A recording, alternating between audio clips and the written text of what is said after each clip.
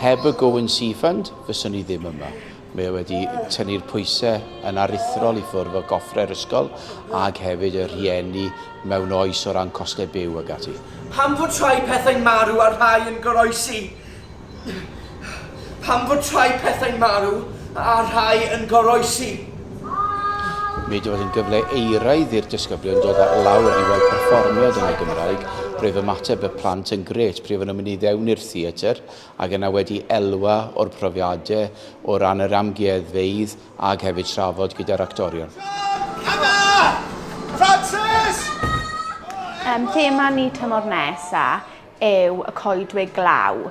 Felly mae'r profiad maen nhw wedi cael heddi yn bwydo hwnna gymaint a hanes maen nhw wedi dysgu wrth ddod I weld y cynhyrchiad a cael cyfle I ddod o gwmpas yr amgueddfeydd.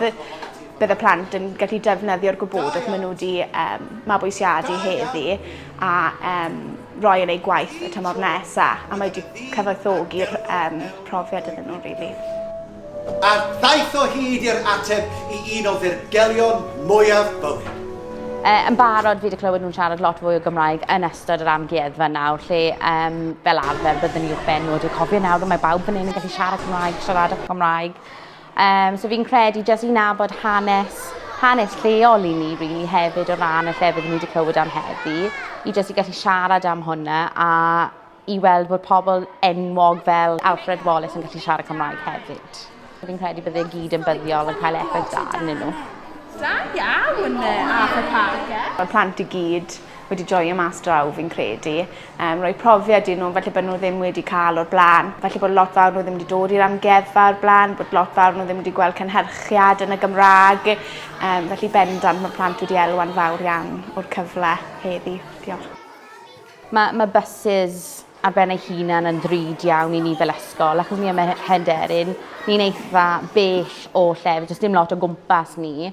So I cael rhywbeth fel hwn, di cael effaith mawr ar y plant, a ni'n rili yn gwerthfawrogi'r ffaith bod ni'n gallu dod yma heddi.